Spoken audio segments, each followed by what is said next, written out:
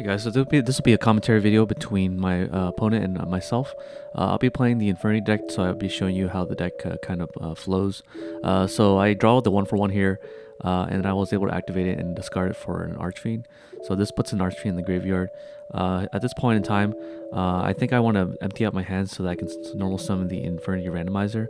That's why I got the Avenger here in a defense position. So this way, if I ever do draw into a Necromancer, I'm able to summon it and special summon the Archfiend. So this allows me to get a +1 by using the randomizer. Okay, then I set the warning here and I pass. So I played against the Worm player. So there was 2 Worm players in this tournament, and I played against both of them throughout my round. So he does a set here, and then I think he sets 2 because he didn't open up Heavy Storm. So since I set 4 back row, there was no point for him to set only 1 back row. So unless he only had 1 back row, and if he only had 1 back row here, it kind of tells me that he doesn't have much defense. Looks like he doesn't set any back row here, and he just passes here. This kind of tells me that he doesn't have much defense for the game. So he probably has a lot of power spells and a lot of power monsters. So I draw for turn here. I activate the upstart, give him 1,000 life points, and so I can draw deeper into my deck. I'm trying to fish for a Necromancer so that I can normal summon it and special summon the Archfiend. A thing that I want to be careful is activating Duality at this point. I think I have a set Duality. I do draw the Archfiend, but Archfiend has this ability where if you have to draw him without missing timing. And since Upstart Goblin gives me 1,000 life points first after the draw, Archfiend would miss the timing to special summon itself. So that's the ruling you guys need to know, so that you won't be able to resolve Archfiend. You'll be able to resolve Archfiend if you draw off of the Upstart Goblin. So I activate Duality here that I set. Now I see my Necromancer, and I'm contemplating whether I want to see the Necromancer or not. But I do have a set barrier, I believe, so I get the Infernity break. So this way, if he does find his Heavy Storm, then I'll be able to negate it. So it looks like I set the 2 cards, and then I put it like towards me to show you that I barely set it for the turn. I attack into a Wormlings. This is a card that every end phase that sticks around, it generates him a +1. So he plays that copy of this particular worm in his deck. So it's an interesting attack, but it doesn't wall off pretty well against any of the attacks I have. So I have 5 back row, and so it's pretty toxic as it is already. I'm able to like pretty much shut off a lot of the plays that he does. And since people don't main deck Royal Decree, I have the advantage here in game 1 to be able to lock him out of playing the game. So he sets another back row here, or he sets another monster here. So I activate the Upstart Goblin that I set, because I already committed the normal summon last turn. So I do not want to be able to draw into a monster. So let's see what here. I activate the Mind Control here, take his monster. I think it's a Yagen that I have. So I flip over the Yagen here, and the Yagen here says that it only bounces back an opponent's monster. So I'm able to Xyz and Synchro this turn. I read the Stygian Street Patrol, or the Stygian something, security, and it only requires that I have a Fiend non-tuner. It only requires that I have a Fiend tuner, so I'm contemplating making that monster. But what I should have done here was probably made a Trishula to be able to banish the Yagen out of the graveyard in the event that he only plays the 1 Yagen and then normal summons his X.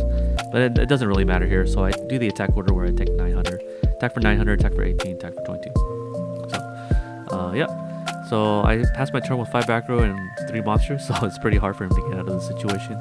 I have a +1 every turn with the randomizer, so I'm generating an advantage every turn, and I'm also destroying his monster as well. So the Mind Control was able to generate me a card that removes a card, such as Mind Control, and I believe there was no other, and I attacked over a Lynx with my monsters, so I'm generating a lot of advantage here.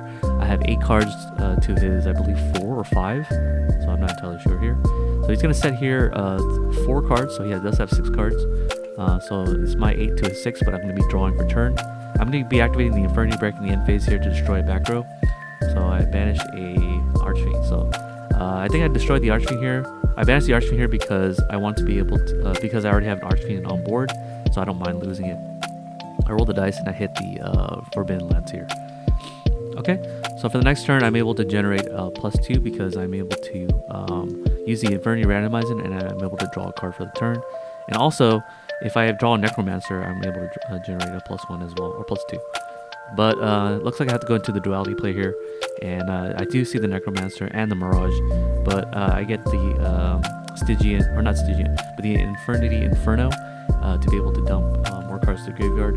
I think I want to dump Mirage here at this point, so that I can go into the 100 Eyes Dragon. So I do that. Since I activate Duality, I'm unable to special summon for the turn, so there's no point in me getting the Necromancer. And I don't want to walk into a Torrential anyway, so I go into battle phase and I attack with the Randomizer. He's going to activate the Lance here to survive because he doesn't have any defensive trap, so yeah. So this is a Lance Worm deck. Maybe he wants to protect the Worm King from being deprisoned, so that's probably why he plays the Lance here. Okay, he draws return here, and now he is down a couple cards. He's only at 5 cards to my 8 again. So let's see what happens here. He's going to set a card, and he is going to pass. So another passive play from him. And I think he wants to activate the Nebula that he has set so that he can flip over his monster. Let's find out here. So he activates Nebula to be able to flip his monster. I think I activate the Solemn Warning here to negate the effect to special, because it includes the effect to special summon a Worm King at the end phase. So I just warn it here.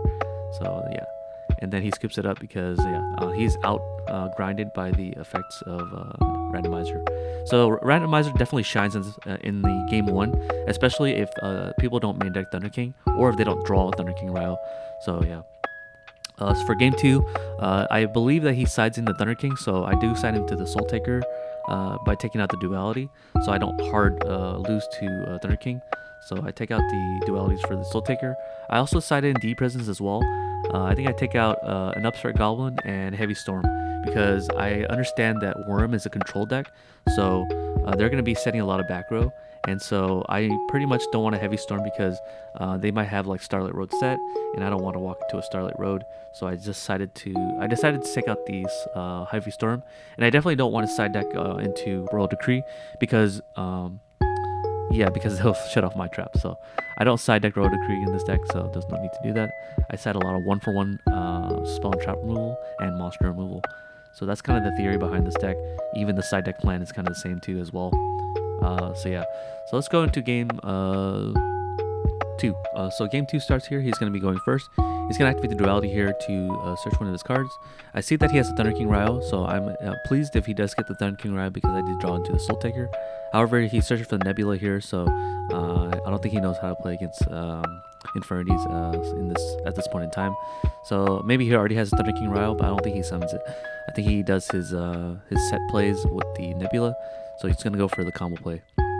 So at this point, if I did get the Heavy Storm in, I would have been able to activate it, but I don't want to walk into a Starlight Road. So I summon the Greffer here, and this is a pretty slow game, I think. I'm not entirely sure. I activate the Greffer effect here to dump, and I think he's my only monster in my hand. Otherwise, I would have been able to special. Oh, it looks like I have a Necromancer. So if I dump the Stygian Street Patrol here, I can banish the Stygian Street Patrol and special summon the Necromancer from my hand. And then the Necromancer is going to be able to special summon the Archfiend to generate me a +1. So let's see what happens here. Most likely that's what I do here. Yep, and then I set the Stygian Street Patrol and yada yada yada. Looks like I go into the battle phase here to attack over his monster because I want to bait out the Nebula. If I summon the Greffer and he has the Nebula, and I know he has it because he searched for it, but I didn't know he had the Mirror Force. So I go into the battle phase to attack the monster so he can flip it over, so his Nebula doesn't get any value off the Jagan. So yeah, so I activate the Stygian Street Patrol to special summon the Necromancer, and I use the effect of Necromancer to special summon the Archfiend. He doesn't respond, so it kind of tells me that the set card that he has is not a Jagan, and it might be a Kartros. So here I search for a trap card. I think I search for Break in the event that he tries to do anything here. So the issue here is if he flips the Nebula and he flips a Jagan, I'm pretty much in a bad position because the monster is going to be back to my hand and all my Infernity traps will be bad. However, it is a Kartros, so he's able to search a card. So I had no choice here to be able to stop all this stuff. So he searched for the Worm's X here, and then the Nebula is going to resolve, setting his Kartros, and then being able to special summon the Worm King in the end phase. So I have to pretty much design my turn where if he flips the Kartros, I have to Infernity Barrier the Kartros, because I don't have an Infernity monster in the graveyard, or Infernity card in the graveyard, and so then on resolution I have to activate the Infernity Break to pop the Worm King. However, by doing all this, he's not going to be able to he hasn't normal summon yet, so he can normal summon the Zex I know that he has in his hand, but the Worm Zex not going to be able to do much to the Infernity attack. So yeah, so he would have to crash his Zex into the Infernity Archfiend, and that's good for me. So yeah, I do that play, so I don't really mind what happens next. So I flip over the barrier to destroy the Cartros. Now I asked if there's anything on resolution that he wants to activate. As a fast effect, he activates the Mystical Space Typhoon as turn priority to activate and just target my other back row. And then I chain the Infernity Break to destroy the Worm King. So that's pretty much what I do here to pop the Worm King. So I lose the Monster Reborn. I only have one set now, but I don't mind losing the set. At this point in time, I'm hoping that he summons anything that could attack over my Archfiend so that I can revive it off the Necromancer. But if he sets a card here, I don't mind it either. So it looks like he has a Monster Reborn in hand. So if he activates the Monster Reborn to attack over the Necromancer and then destroy my Archfiend, then I'm basically on top deck mode. So yeah, his Monster Reborn pretty much puts him in a good position. And let's see what happens afterwards. I know I do have a Soul Taker set. So if he keeps out a monster, such as Worm King, like he keeps the Worm King on board, then I can use the Soul Taker to pop it. But I'm pretty sure what he does is he activates the Monster Reborn, brings back the Worm King, summons the Zex here to dump the Jagen. I think what he should have done was normal summon the Zex first to dump the Jagen, special summon the Jagen, and then Monster Reborn the Worm King. This way he has more monster presence. So he's going to be able to use the Worm King here. And he's going to be able to attack over my Archfiend and use the Honest to save his Worm Zex. And then main phase 2, he can tribute one monster off the Worm King to pop my set. So he's going to be able to pop my set, which means that he can destroy my my Soul Taker. So I'm in a pretty bad spot here. So I'm hoping that I can survive. I give him 1,000 life points to use the upstart, and then I pretty much have the best top deck. However, I would have to draw it. So I think I draw into a Foolish here. So I set the Foolish Burial because there's no point in me activating it. I want him to use the effect of Worm King or MST set to trade with my Foolish Burial. Lucky for me, I'm able to draw into the Necromancer, but he Solemn Warnings it, so he's able to ward off the attack. I think he has a Worm Jagen set, so he's gonna go use the effect of Worm King to pop my set. He's gonna flip the Jagen here and then special summon the Ananta. So the Ananta here is able to, let's see here, it gains 600 attack per reptile that he banishes. So since he banishes 5, I believe, that's a 3,000 attack. So I think he miscalculated thinking it was lethal. That's why he did the play where he tributes the Worm King to pop my set. And then at the end phase, the evil dragon has to be able to destroy something. So I luckily top deck into an Archfiend here. And then this way I'm able to do a lot of different play here. So like I said before in my deck profile, Infernities have the best top deck. And so I can come back real hard off top decking. So the Infernity Archfiend here is able to search for my launcher. And since I have a normal summon, I can make a Trishula and then pretty much control the board and then be able to search for Infernity Break with my second Archfiend. It goes ballistics. Yeah, I contemplate figuring a way to destroy the Infernity or the Evil Dragon Ananta because it does have 3,500 or 3,000 attack. So I had to be able to remove it and then also stop his next play. So I'm pretty sure I searched for the Infernity Break here. Launcher here, and then the launcher is able to bring back the Necromancers. So I think I get the double Necromancer here, so that I can double special. And then the Necromancer here is going to be able to special summon the Archfiend from my graveyard. That Archfiend is going to be able to search for Avenger, and then from there, I'm going to normal summon the Avenger here to Synchro Summon into Trishula.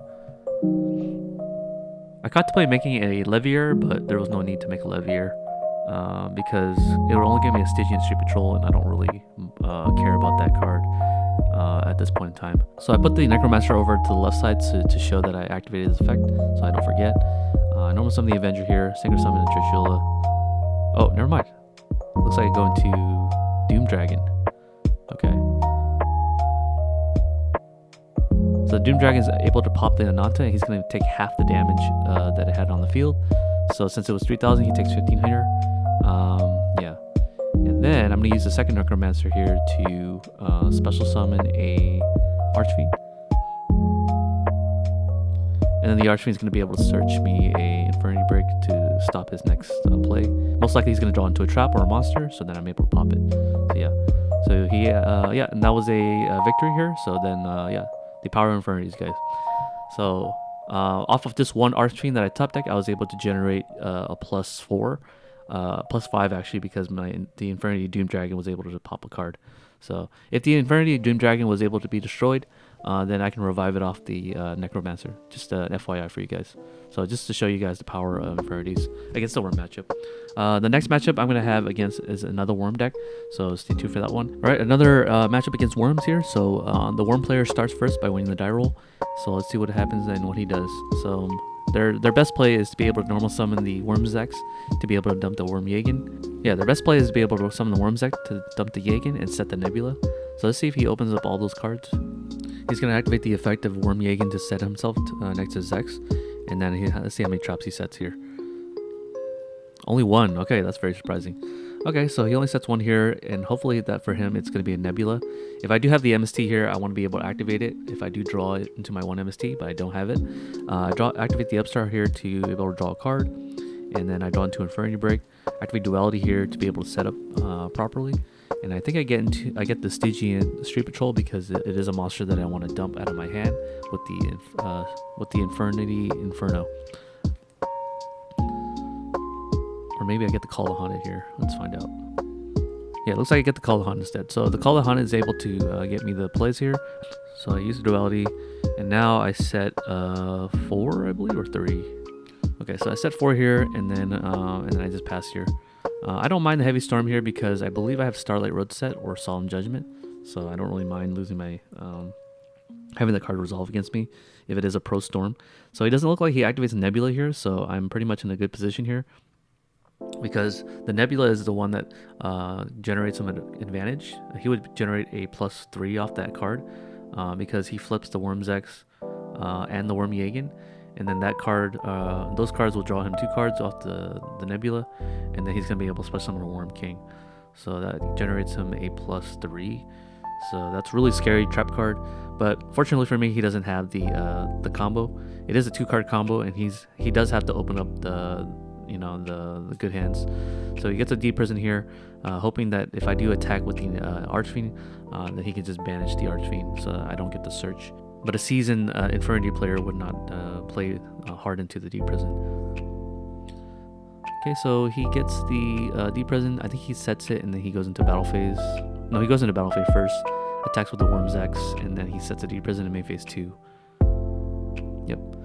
Take the 18 here, and then he's going to set the Deep Prison, and then he's going to pass here.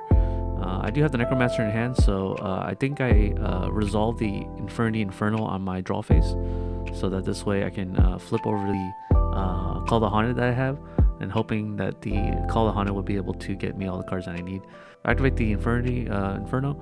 So this card doesn't discard from my hand as a cost, so I wait for him to respond to the effect, and if he doesn't respond, then I can resolve it. Maybe I should have activated the Upstart Goblin first to give him 1,000. In the event that I draw any sort of Infernity monster, I can dump it, and then along with the Infernity Avenger. So I send off the Archfiend to the graveyard as well as an Infernity Avenger. So this way I can normal summon the Necromancer. If he does anything to the Necromancer, I can flip the Call of the Haunted and then be able to continue my plays. So he has to have some sort of 2 forms of interruption to stop the attack, or to stop the combo from resolving. So let's see what happens here. So I'm in a really good spot here. I normal summon the Necromancer, it goes in attack position, and it goes to defense position afterwards. Looks like he's going to activate the warning here on the normal summon, so the Infernity Necromancer dies. So in this event, that if I flip over the Call of Haunted, I can special summon the Necromancer and then get a special summon search. See what happens here. I think I go for the Necromancer. If I go into the... I know the set card is a Deep Prison, so if I go into the Necromancer, I'm at least able to... I think I contemplate going to the Archfiend first, even if that card face down might be a Bottomless. I'm pretty sure people don't main deck Bottomless in Tengu plant, so I'm safe to activating the Call the Haunted on the Archfiend. And then this way, if I activate the launcher here, I can get the Infernity Necromancer and the Avenger out of my graveyard. And then I can Synchro Summon the Avenger with the Archfiend, Synchro Summon to the Stygian Sergeant, and then use the Archfiend, the Necromancer, to special summon the Archfiend, and then the Archfiend's going to be able to search for a break, I believe. And knowing that he has Deep Prison set, I'm most likely going to hold off attacking with the Archfiend. So hopefully he uses the Deep Prison on my my security, my Stygian Sergeant. I'm going to use the effect again to be able to special. I don't think I did normal summon this turn, so I won't be able to normal summon again. So that means I'm going to be able to search for the break here. Alright, I'm going to go to battle phase here. I do have the option of attacking over the Jagen first, but there's no point in doing that because he's going to bounce my guy. So I go into battle phase, attack with the Zex, and the Zex is going to be able, or the Deep Prison is going to trade with the Stygian Sergeant. And this way, if I do crash the Worm Zex into the, I crash my Archfiend into the Zex, at least the Archfiend is going to be in the graveyard. I should have probably activated the effect of Infernity Avenger to special summon himself. To basically force out an attack, but I don't do that. I should have done that though, so that I at least have a level 4 tuner, so that if I do normal summon a Grepher or a Armageddon Knight off the top, I can synchro summon with the Grepher as well as the Infernity Avenger to make the 100 Eyes Dragon or Doom Dragon, whichever is better. So I use the effect of break here to destroy the Jagen, and then he sets a back row and he passes. Or he summons the monsters. Yeah, he hasn't normal summoned yet, so let's see what he does here. The 2000 defense is pretty good against control decks such as Worm, so he has to find a way to deal with the 2000 defense without attacking. He has to be able to deal with the 2000 defense, but since it is Worms, he doesn't have a way to deal with it unless they play Tour Guide. I saw some Worm lists where they do play Tour Guide, and the Tour Guide would be able to run over the Necromancer. But luckily for me, he does not have a way to deal with the Necromancer. So I shift the Necromancer to attack position because I do have the Infernity Barrier set. So in the event that he does activate something, I'm able to negate and destroy the effect. So I use the effect of Necromancer here to special summon the Archfiend, and this is going to generate me another +2. So I'm able to search. So it looks like he doesn't main deck the Bottomless. So the Bottomless was actually main decked, so that this way he could have Bottomless my Archfiend. However, since I do luckily draw the MST, but I also have the Infernity Break or the Infernity Barrier to stop the Bottomless Trap Hole, I didn't mind it. So I have the option here of searching for a Mirage. The Mirage would be able to get me 2 Infinities from the graveyard, but I don't have 2 Infinities in the graveyard to special. So what I can do here is, yeah, so remember when I had a chance to special summon the Infernity Avenger? Well, if I had used the Infernity Avenger to special summon himself, then I would have been able to special the Archfiend as well as being able to have a tuner. But now that I'm forced to do this, I pretty much have to waste a normal summon on a Necromancer. I would have been able to normal summon in a Mirage and do the combo. So my aim proficiency with the deck is showing, because I would have been able to do my combo plays and be able to get a double search. So anyways, I use the Necromancer that both the Necromancers ever use this effect. I want to keep the Necromancer in attack position so that my barrier is live. So if I go into a 100 Eyes Dragon, then I'll at least be able to banish the Necromancer in my graveyard to special summon the Archfiend. So this play becomes convoluted. So I pretty much have to do the non-optimal play. Whereas if I had the Avenger last turn, I would have been able to synchro summon.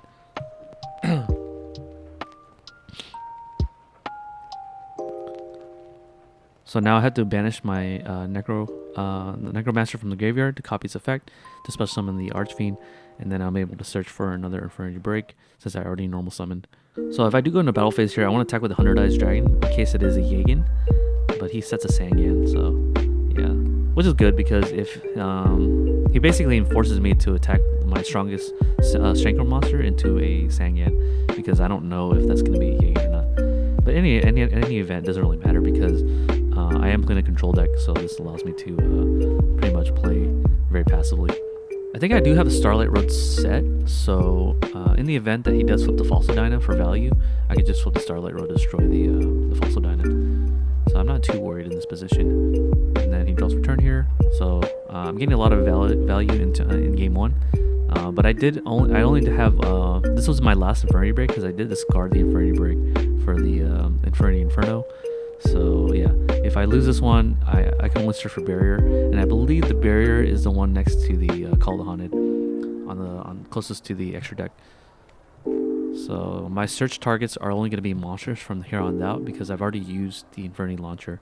So hopefully I'm able to take out this game before it gets out of hand. Looks like it activates the MST on the Infernity break. I think he fears the break, so I'm going to activate the Infernity barrier to negate the effect of it, and then be able to use the break on a normal summon so that I can protect my Infernity Necromancer. He does have the Falsodyna here, but the break can deal with the Falsodyna. And if he sets the Falsodyna and tries to destroy all my cards, I can go into Infernity Doom Dragon to be able to pop the Falsodyna while it's set. So he's gonna do a T set, and then he's gonna pass. So I think I activate Infernity Break to destroy the back row in case it's anything, and then I'm able to pop the yeah. And then on my next turn, I think I make a Doom Dragon to pop the set card. Yeah, so he bluffs me out by thinking there was a Falsodyna. I destroy the I end up destroying the tour guide that was not a Falsodyna, so good on him. He's doing a lot of bluff plays. Looks like I normal summon the Grepher here, and I think I definitely do have the Starlight Road because I would not be doing the normal summon here. I would have set the Grepher here, but I'm pretty much ballsy in activating the effects here. So I special summon the Avenger here to special summon the Avenger. And then this way I'm able to do a Sacred Summon play. I shift the Necromancer defense position. So if he does anything to the Necromancer, yeah, because I don't have Infernity Barrier anymore, so I shifted the Necromancer defense position. Oh, it looks like I try to go for the Trishula play here. Yeah, so this doesn't make any sense, right? So if I knew that I was going to do a Trishula play, then I should have used Infernity Break on the back row, and then just used Trishula and banished the Falsodyna set. So let's see what happens here. Since Trishula doesn't target, so he does let this all resolve. So let's see what he had set. Yeah, it was a Mirror Force, so he didn't have a chainable back row anyway, so lucky for me. Actually, I didn't know that I was going to make a Trishula, right? But even then, I should have destroyed the back row because I could have made a Doom Dragon. So definitely misplays all around playing Infernities. But it's one of those decks where you have to know your combos. Sometimes you can get away with not knowing your combos because the deck generates you a lot of advantage. However, you still have to know your combos just to make sure that you don't lose to like power cards like Torrential or whatever. So it was definitely misplayed. A lot of misplays going around. Even though I won, it doesn't really matter that I won because it means that I won, but I still misplayed. And you always want to optimize your plays anyways. So just an FYI, even if you do win, you can still misplay and still win the game. And I find that kind of infuriating sometimes because it's like, wow, like someone who can think that they're good at this game can be like, hey, I won, it doesn't really matter, I did the right play. But you can't justify that you did the right play because you won. Because you can still do the wrong play and still win. In this situation, I won. So, yeah, definitely reevaluate your games and make sure that you do the right play. So in this scenario, I should have. So in this game, I think I should have used the Infernity Avenger, and then I also should have used the Infernity Break on the end phase to pop the back row, because I know that I was going to use the Doom Dragon and win the game. He's only at 5,200 life points after all, so I should have been able to attack with 100 Dice Dragon and Doom Dragon for the victory. So let's see what I do. The same side decking plan where I side deck the Soul Taker and take out the Duality in the event that he side decks into the Thunder King Ryo. And I also take out the Upstart Goblin, one Upstart Goblin for the Deep Prison, and take out one Heavy Storm for the Deep Prison. So my side deck plan is still the same against this deck as it is with the other Worm matchup. So this way I'm able to play the control game for longer. Alright, so game 2 starts. He's going to activate the Duality here. So I don't mind if he gets the Falsodyna because I do play the Deep Prisons as well as the Soul Taker to be able to pop the Falsodyna. So if he gets the Falsodyna, I don't really mind. He does have the MST too as well. But maybe he thinks, maybe he has a Heavy Storm in hand, so that's why he didn't get the MST. So in the event that I do set a lot of back rows on my following turn, then he can just use Heavy Storm to blow out my back row. So it looks like he sets the Falsodyna here. I do see that he has the Worm King in his hand, so I don't have to worry about Nebula for this game, getting him a Worm King. But I don't know that. I don't know that he has the Worm King in hand. So he does a T set here. Pretty passive play. And I think I normal summon the Armageddon Knight here to dump. If he activates the Veiler here, then I won't be able to pop off, I think. Let's see what I have. No, I dumped the Archfiend, so I don't have the Archfiend in hand, so I won't be able to special summon the Archfiend using the Stygian Street Patrol that I sent into the graveyard. So I don't have one. Looks like I do have the Soul Checker in hand, so in the event that he does have Falsodyna face up, we can just destroy it. I'm going to go into battle phase here to attack over the face down. Hopefully it's not a Yagan. Actually, if it is a Yagan, it's good for me because I can normal summon the Armageddon Knight to set up my plays again. So he loses the Falsodyna here. Not sure why he said it. He should have summoned it in attack position, but he didn't have a back row to protect it, which is also weird. So I definitely thought, he probably thought that I was going to special summon a lot on my first turn.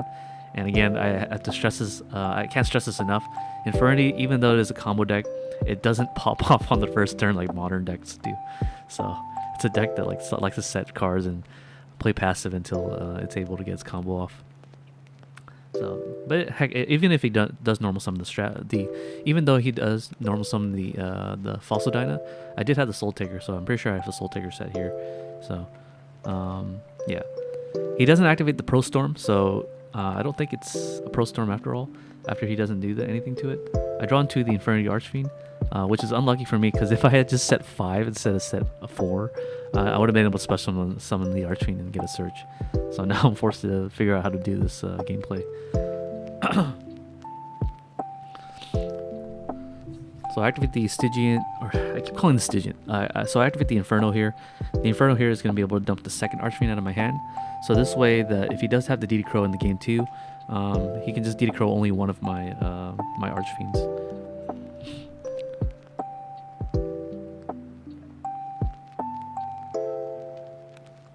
Okay, so now it resolves. I dump the Soul Taker and the Archfiend, and then here I can probably dump a...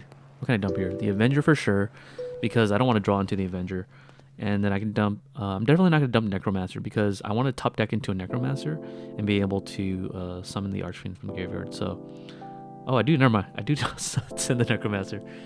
Okay, so is this a misplay? So what cards can I send to the graveyard with Inferno that I would... that's better? I could send a Randomizer, but the Randomizer is a good top deck. Necromancer is probably a better top deck, so maybe I should have sent the Randomizer instead of the Necromancer, because the Necromancer is a card I want to top deck into. So I don't want to send the other Archfiend because I want to top deck into Archfiend. So I don't really know what I want to send off of Inferno. So I activate the Call of Honda here to get the Archfiend. He DD Crows my Archfiend.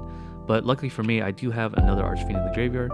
So in the event that I'm able to, draw into a Necromancer, I can do the play. If I draw into a Mirage, I can do the play.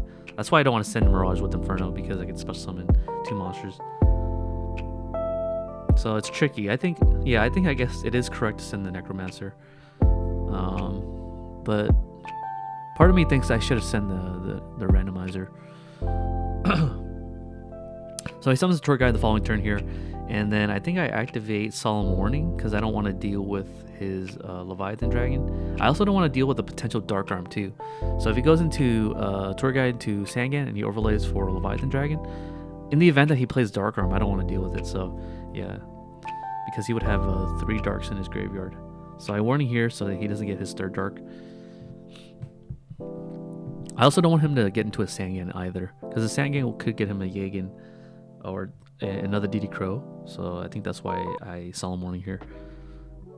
Draw into another Upstart here so I can thin out my deck. I draw into a monster, hopefully. No, I do not draw another monster. So I attack with the Armageddon Knight. So the Armageddon Knight is putting in some work here. I set another back row and I pass. I don't have any dualities in my deck because I fear the Thunder King. So if it was a duality, maybe I could have gotten a Necromancer, but I wouldn't be able to special summon. That's kind of the tricky part about playing duality anyways, but I don't have duality. I do have the Avenger in the graveyard, so in the event that he destroys the Armageddon Knight, I can special summon the Avenger and then normal summon a monster that's a level 4. He sets another back row. I use the Infernity break to destroy a Book of Moon on the end phase. So now I have to deal with the monster. I'm hoping that's a Jagen, because if he attacks, if I attack the face down, and then it's a Jagen, he can bounce back Armageddon Knight, and I can normal summon the Armageddon Knight again to set up plays, or just dump cards I don't want to see, like Stygian Street Patrol. That's the card I don't want to see off the top. See what I draw here.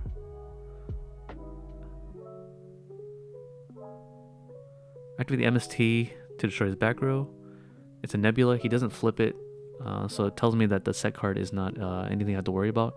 I draw into the randomizer, so maybe if I had dumped the randomizer, this card would have been a Necromancer, right? So yeah, I mean it is probabilities, but like let's say in a world where I dump the Necromancer to the graveyard, I mean the Infernity randomizer, and I draw exactly in the same sequence, then the randomizer would have been a Necromancer. But he Valors the randomizer here, so now he has to deal with the randomizer. Otherwise, this randomizer is going to go out and get a hand here. So let's see what he does. I think he summons a tour guide here to be able to have 2 bodies to threaten the randomizer, but I'm not entirely sure. Oh yeah, he does have an Honest, so he can flip the Honest here and normal summon a monster. But then he has to play around my Mirror Force. I think that's what he checks from my graveyard for, is checking for a Mirror Force. Because if he summons 2 monsters here and I Mirror Force, then I'm in a pretty good spot. So he doesn't want to give me the value. But if he summons 1 monster, then I could just use the Mirror Force to block out the attack. So Mirror Force is always good in this position, no matter what he does. So he activates the Monster Reborn here, and he takes my Archfiend. I think the set, oh yeah, the last set is a D Prison. So yeah, the D Prison is going to be able to deal with the Utopia here. And then he's going to attack into the randomizer. I D Prison the Utopia. So yeah. Okay. So my Archfiend's back in my graveyard. I don't know if I agree with the Utopia play. Attacking, maybe making the Utopia was correct, but attacking with it, I guess he does have to attack with it. So the randomizer is one of those cards where he has to attack, right? So yeah. So I draw into a break. So it's almost as if I special summon Archfiend for the turn, because the randomizer is getting me a trap card. So I want to put on the pressure. Oh yeah, I put in defense mode. So I attack with the Armageddon Knight here. So it takes 14 here, and I set. I don't want to walk into a torrential. That's why I think I set the monster instead of normal summoning it. I think the set card is a Greffer. It might be a Greffer set.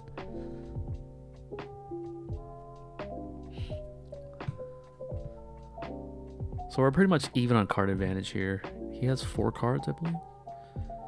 Yeah, he has 4 cards to my 4. But I do have Avengers in the graveyard, so let's see what happens here. Summons a tour guide here, gets the Sangan, I think. I do have a new set, but he knows that it's Infernity break because I searched for it with the randomizer. So the break is only going to be able to deal with 1 monster here. So he's going to use both the monsters here to deal with the randomizer.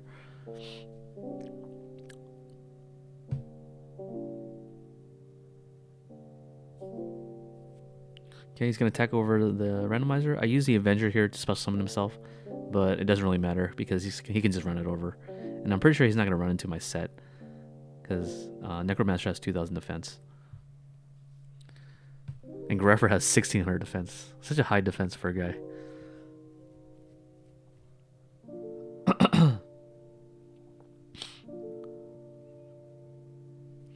Okay, I activate the Infernity break here to be able to destroy a card. I'm going to destroy his back row. He's going to flip the Nebula here because it's been set before. So he wants to flip over my monster. And then it's going to flip over the Greffer. So yeah, nothing's going to happen here. So then we go into this back and forth. I think I draw into a Mirror Force. So at this point in time, I can just run over both his monster. And then put 4 Darks in his graveyard. So I don't have to worry about Dark Arm. So I shift the Greffer to attack position. Go into battle phase. Run over both his monster. I do the attack order where I attack over the tour guide first. In case he gets a monster that might stop me or something. Not sure what monster that he plays. He does have the option here of searching for a DD Crow if he does side deck the second one to stop my plays. Because he did DD Crow this game, I believe. Yeah, the Call to Haunted is still in defense position. or the Call of the Hunt is still sticking there. So yeah. I don't want to overlay into Utopia because I think he searches for a Jagen here, and the Utopia would have been bounced by the Jagen. So I leave out my monsters here so that he's forced to bounce one of my guys back that do things when they're on the board.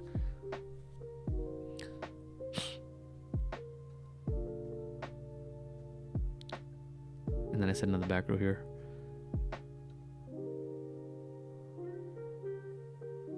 So he goes with the 4 cards here. So he's in a better position than I am, I think. No, he has 3 cards? No, he has 4 cards. So he's in a better position than I am here. But I do have the Infernity Venture in my graveyard. So in the event that he destroys any of these cards by battle, I can Synchro Summon to level 8. So I can copy a Necromancer. And then with the 100 Eyes Dragon, if he destroys any of my monsters. I want to force out the Jagen here because in case he draws into the Nebula, I don't want him to resolve the Nebula and bounce my monster with Jagen. I don't think you can activate Nebula if you don't have any sets, right? I'm pretty sure that's the case. So I attack with the Jagen with the Greffer, and I take 100 here, and then I make him bounce back my Greffer. Because if he bounces my Armageddon Knight, I can just normal summon the Armageddon Knight and dump. So it gives me back my Greffer. I normal summon the Greffer again. I do have a Reborn in my hand. No, that's another. It's a reinforcement of the army. So unfortunately for me, I don't have any more warriors in my deck. I was able to draw all 3 of my warriors out in this game, so the reinforcement of the army becomes pretty dead. So I set it and pass. But in normal Infernity decks, the reinforcement of the army would have been dead sooner. But I play the randomizer, so yeah. Unfortunately for me, I just saw all my warriors. Looks like he does have the Worm King in his hand, so he could tribute summon the Jagen for the Worm King to be able to put on pressure. But he does have to worry about my back row after all. So let's see what happens here. Looks like he passes without doing anything here. So at this point in time, I think I make a Utopia so I can run over the Jagen because I see the Stygian Street Patrol. So if he had maybe I should have used Greffer's effect to dump, but there's no reason. There's nothing I want to dump at this point in time.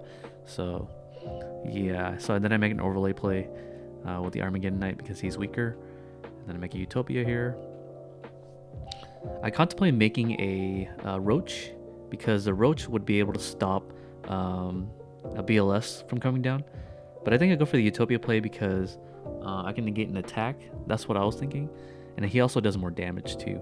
I think he's used up all his tour guides in this game, so I don't have to worry about an Xyz play. So yeah, maybe I should have made a Roach in this position, so I don't have to worry about any Dark Arm. But he doesn't. He has 4 darks anyways, so the only thing I have to worry about is BLS coming down. And the BLS would have been scary because I don't think I had a response to BLS. So he does a T set here, and I draw for turn. I'm still trying to draw into a Necromancer or a Mirage. Those are like really good top decks, or even a Launcher too. But I'm not seeing it. So if in case there's another Jagen here, I attack with the Utopia. So he bounces my Utopia. It's a tour guide. Oh, okay. So let's see. This is his 3rd tour guide. The first tour guide got Solemn Warning. The second tour guide got destroyed by battle. Oh, I see. So I definitely should have still made Roach. Even if he does have the 3rd tour guide, he can't special summon anything unless he plays like a Fable Kushano or something. So I don't think he has a... Yeah, he doesn't have another tour guide target. So definitely should have made a Roach. Because Roach pretty much attacks over any monster in defense position in Worms, right? I'm pretty sure. So I draw for turn here. I'm playing an Xyz deck with no Infinities. I attack with the Utopia. I attack over a Crow. So then I win the first game. Okay. Oh, this is the second game, I think. Yeah, this is the second game. So yeah, this was a pretty slow and grinding game. And for some reason, he didn't draw any of his like good monsters. And I drew all my monsters. So it's backwards, right? Like the Infernity deck is supposed to draw like a lot of spells and traps. And then the Worm deck is supposed to draw his monsters by now. His back rows by now, but he didn't draw any back rows except for Warning. So yeah. Yeah, so that's the gameplay video between Worms. I'm going to have another gameplay video on Duelingbook, so stay tuned for that one. I'm going to stitch it to the same video so that you guys can have a more well-rounded understanding of Infernities, because I do play against a Tengu plant deck, so let's see what happens against Tengu plants. Hey guys, this is going to be a Duelingbook replay, so I stitched it with the other decks that are IRL, so this is going to be a treat for you guys because it's going to be against the Tengu plant deck. Alright, so I think I go first for this matchup, so let's see what happens here. I open pretty good here, so I do have the reinforcement of the army. So if I do have I'm pretty sure I play Greffer here, so let's see what I draw for turn. So I do have the Greffer in the deck, so if I summon the Greffer here, I can dump the Necromancer, and then I can dump the Necromancer to dump the Archfiend. So this way that my launcher is able to pretty much pop off. So I set some cards, including Upstart, activate the launcher here. Maybe I should have activated the Upstart here, so in the event that I draw into Infernity, the Infernity Avenger, I can just dump it with the launcher, and then use the launcher effect to get full value, but I don't do that. I think what I do instead is I activate the launcher here. He activates the Maxi here, but as I've said before, Maxi is not really good against my deck. It's just basically an Upstart Goblin because I could just pass and do nothing. So I get the effect of the Archfiend. I think I get the barrier and I set it. And then, yeah, pretty much I'm on one barrier here. I make the mistake of activating the Upstart Goblin at this point because if I draw into a monster, my barrier is dead. But yeah, this was an obvious misplay for me. And I draw into another Upstart and I still play the Gambler's High, and I activate the Upstart Goblin, and then I'm able to draw an Archfiend. So yeah, really bad play for me. Now my barrier is dead, and now I can't do anything with it. But I think I have Inferno set, right? Yeah, I have Inferno set, so on the draw phase, I activate it right away. So I think that's why I do that. He draws into a Dark Hole here, so I activate the Inferno here to dump the Archfiend, and then dump the Avenger. Okay, so good position here. I believe, let me see, I do have another Archfiend engraved, yeah. So in the next turn, I can special summon with the Necromancer. Activates the Dark Hole here. I think he forces my barrier so that I don't have to worry about, I don't have to top deck into an Infernity monster.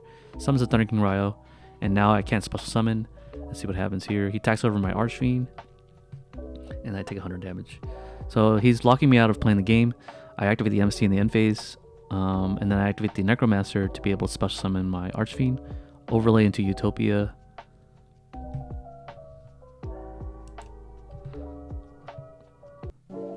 He activates the Maxi to my Necromancer, so he gets to draw one. And then if I overlay, if he draws a card, then he won't be able to negate with the Thunder King, because in order for him to draw a card off of Maxi, the Synchro Summon has to be performed properly. So he draws the card off the Maxi, so that means he's not going to attack with the do anything with Thunder King. I think he tries to trick me to think he's playing Hero Beat, because there was nothing in his graveyard that would suggest that he's playing Hero Beat. So he tries to, pretty much scare me into thinking that he's playing that deck because that deck plays Honest. So if I attack my Utopia into the Thunder King Ryo here, then I would lose out. But I want to be able to search with my my Utopia, or with my Necromancer. I want to be able to search with my Archfiend, so I have to attack over the Thunder King Ryo. Okay, so he attacks 600 here, and then I take out the Thunder King. So any sort of Thunder King that comes afterwards, I'm able to deal with it. He does have the enemy controller in hand, so he can summon a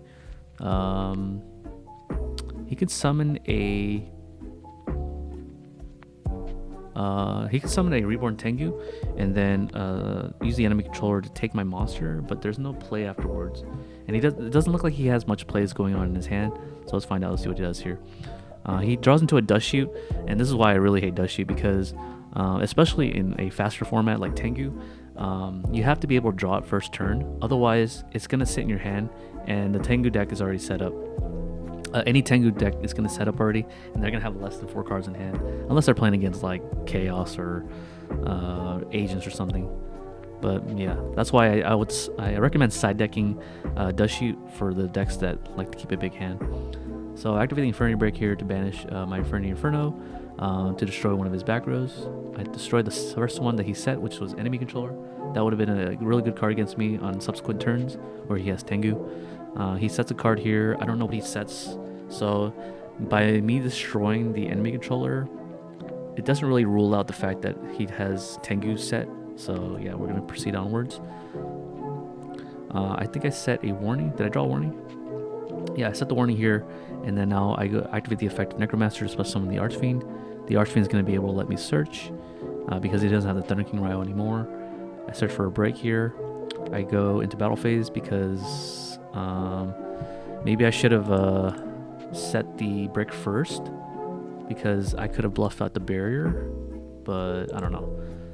Yeah, I attack over the Dandelion token, and then I attack over his last token. So now he's forced to do a play.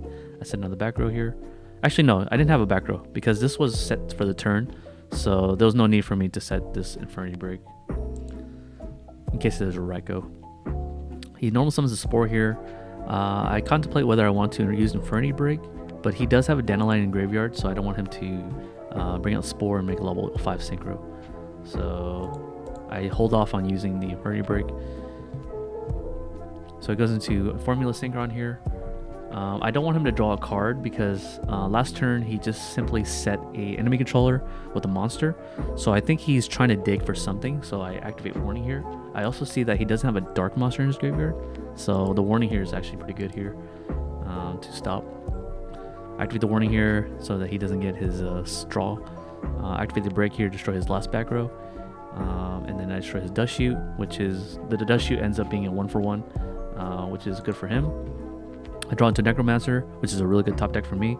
So this way I'm able to bring back the Avenger. So that's what I do. The Avenger is able to Synchro Summon with the Archfiend on my board. So this way I'm able to Synchro Summon into level 8. What level 8 do I go into here? That's good. Because the Mirage, I can't search for a Mirage because I already normal summon. And if I make 100 Eyes Dragon, I would have to banish my Necromancer. So I think that's what I do. I make 100 Eyes Dragon here. And then use the effect of Necromancer to special summon the Archfiend. But then I wouldn't be able to special summon the Archfiend, so yeah. So I search for Break again, I think. Yeah. And then the 100 Eyes Dragon is going to banish the Necromancer. Oh, I don't do that. Okay. Weird. Okay, so he takes 55 and 18 here.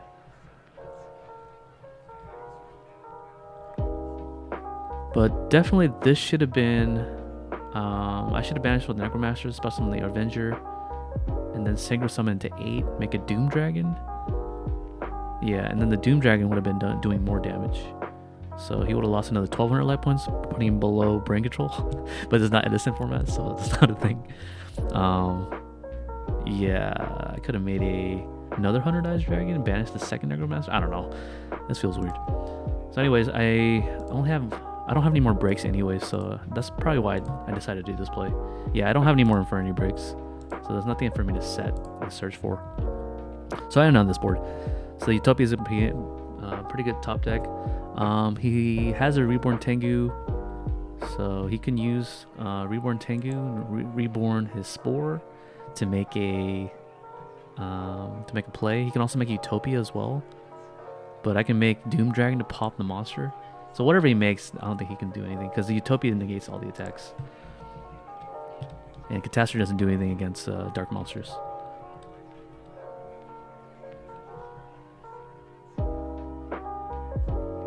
Let's see here. So he does have the Spore here. So I think I want to use the Infernity Break here to destroy the Spore. But yeah, I don't know. Mix of Stardust here. Stardust not going to do much. Stardust is going to be able to stop me from using the Infernity Break. But Stardust gets run over by 100 Eyes Dragon. Activates the Monster Reborn here. I think I remind him that he can't special summon the Formula Synchron because Monster Reborn... I negated the summon with the Formula Synchron. So he goes into Spore here. And then he can Synchro Summon into 5. He admits defeat. Oh yeah, so I guess he couldn't do anything here. So we go to game 2 here. Knowing that he is on Thunder King Ryo in the main deck, I side into the Soul Taker, and then I side into D Prisons as well. So let's see what happens here.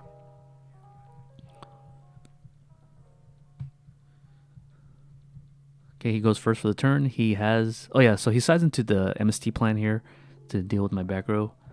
Sets the Sangan here and sets the warning. I draw for turn here. I draw a lot of monsters.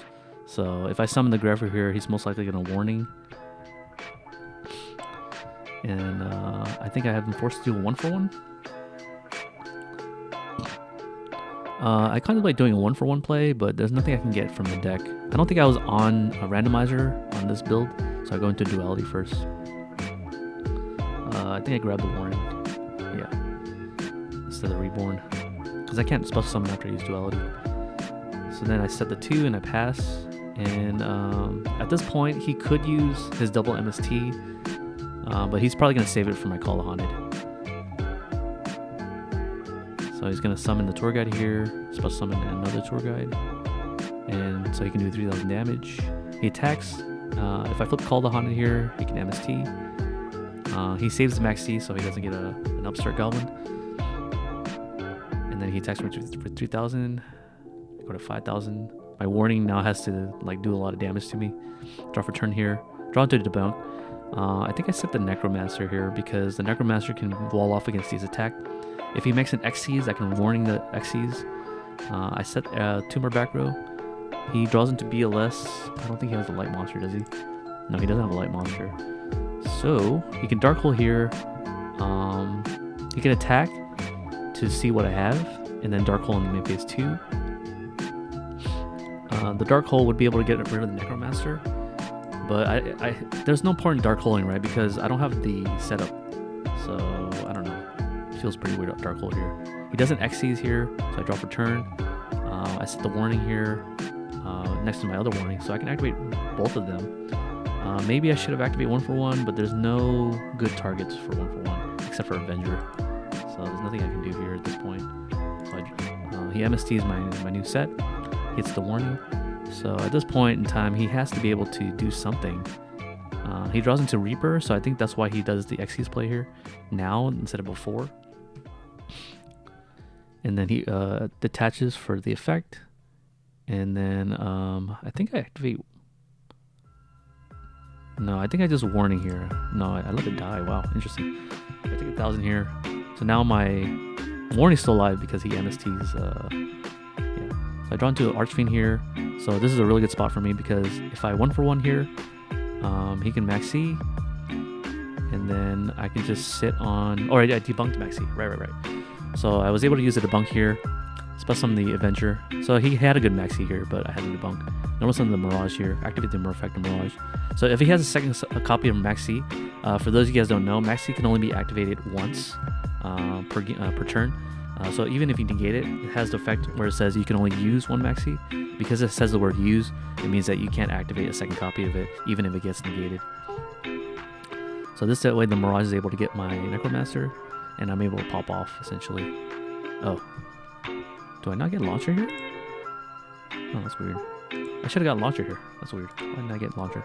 Oh, I didn't get Launcher because I can go into 100 Eyes Dragon to banish the Mirage. Yeah, so I didn't really care. Oh no, I make Stygian Sergeants. Okay, this is really weird. This is taking a turn for the weirdness. Yeah, I definitely should have made 100 Eyes Dragon here to banish the Mirage. I don't know why I didn't. So I go into Archfiend here to search for Launcher, but Launcher's not going to do anything. So this was an obvious misplay. I always misplay with this deck. I activate the Launcher here, and then I think I crashed the Archfiend into the Leviathan Dragon. Yeah, this was really bad.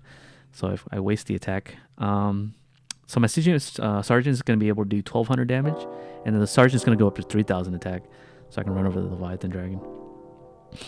So now he draws into a Veiler, or he searches a Veiler, and then this way, if I do activate the Launcher effect, he can Veiler one of my guys. I go into Avenger and Archfiend, he can Veiler, but good for me. Yeah, this is all calculated, guys. I could have made it now so I can make the 100 Eyes Dragon here to banish the Mirage, and then send off the 100 Eyes Dragon to special summon the Necromancer and the Archfiend and search again. So the Veiler did nothing here. It just stopped me from getting one search. And then I can special summon another 100 Eyes Dragon, but there's no point in doing that because there's no Mirage. So I can make Doom Dragon, I think. That's what I do here.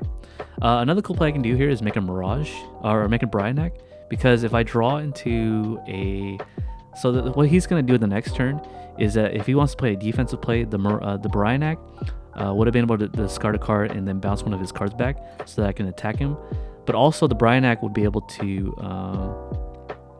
put the Archfiend in the graveyard so I can special summon it. So let's see what I do with the Avenger here. So I'm making the Doom Dragon, 100 Eyes Dragon. Okay, so I go for 100 Eyes Dragon so I can banish the Necromancer. There's a lot of different lines you can do. Banish the Necromancer, special summon the Archfiend, search for with the Archfiend, and then I search for another break. Okay, and then I pass, and then he draws into Decree, but it was way too late at this point because if he sets a Decree, I can just barrier and then double break it. So pretty good position here. If he sets as a Reaper here, I can kill it. He summons a BLS here. I do have the warning, and then yeah, pretty much he can't do anything. He sets a monster, yeah, Spirit Reaper and a Decree, and then I Infernity Break, destroy his back row, and then I pretty much won the game. So that was my game against Tengu Plant. Yeah, Tengu Plant is a deck that's beatable with Infinities because of the way that the Infinities play, especially since Thunder King Ryo does have natural outs to it by using Infernity Break. I gave him a rematch, but I think yeah. So if you guys want to watch the rematch, I'm gonna have the Duelingbook replay of it on the description. But yeah, this is it for the commentary because I do have to do other things with my time. So yeah, if you guys want to watch what the replays do, the replay for the second rematch, I encourage you guys to watch it on the description. All right, thanks for watching, guys, and I'll see you guys on the next video. Peace.